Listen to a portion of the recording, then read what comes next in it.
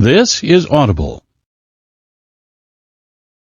Penguin Random House Audio presents The Library at Mount Char, a novel by Scott Hawkins, narrated by Hilary Huber. For my sweet-natured and extremely patient wife, Heather, with much love and many thanks. Part 1. The Library at Garrison Oaks. Chapter 1. Sunrise. 1. Carolyn, blood-drenched and barefoot, walked alone down the two-lane stretch of blacktop that the Americans called Highway 78. Most of the librarians, Carolyn included, had come to think of this road as the Path of Tacos, so called in honor of a Mexican joint they snuck out to sometimes. The guacamole, she remembered, is really good.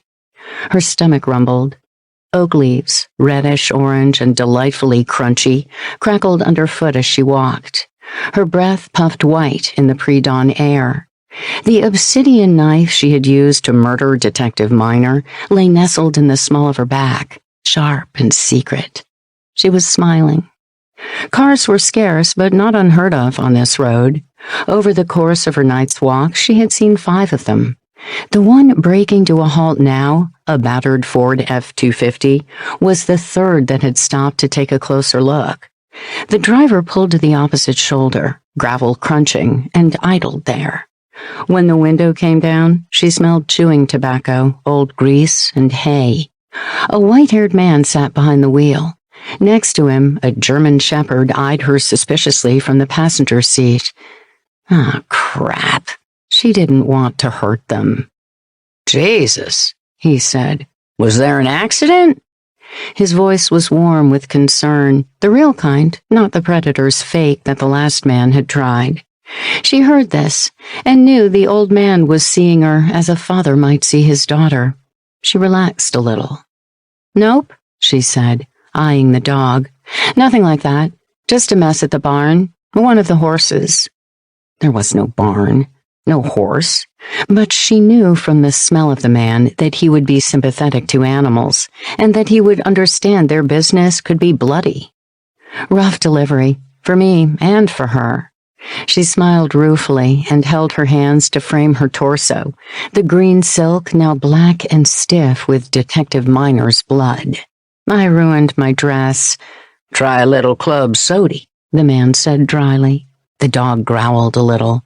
"Hush up, buddy." She wasn't clear on what club sody was, but she could tell from his tone that this was a joke. Not the laugh-out-loud sort, the commiserating sort. She snorted. "I'll do that." "The horse okay?" Real concern again. "Yeah, she's fine. The colt, too. Long night, though. Just taking a walk to clear my head." "Barefoot?" She shrugged. "They grow 'em tough around here." This part was true. "You want a lift?" "Nah, thanks, though. My father's place is over that way. Not far." That was true, too. "Which? Over by the post office?" "It's in Garrison Oaks." The old man's eyes went distant for a moment, trying to remember how he knew that name.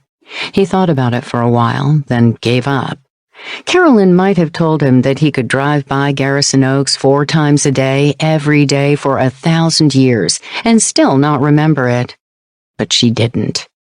"Oh," the old guy said vaguely. "Right." He glanced at her legs in a way that wasn't particularly fatherly. "Sure you don't want a lift? Buddy don't mind, do ya?" He patted the fat dog in the seat next to him. Buddy only watched, his brown eyes feral and suspicious. "I'm good. Still clearing my head. Thanks, though." She stretched her face into something like a smile. "Sure thing." The old man put his truck into gear and drove on, bathing her in a warm cloud of diesel fumes. She stood watching until his taillights disappeared around a curve. That's enough socializing for one night, I think. She scrambled up the bluff and slipped into the woods. The moon was still up, still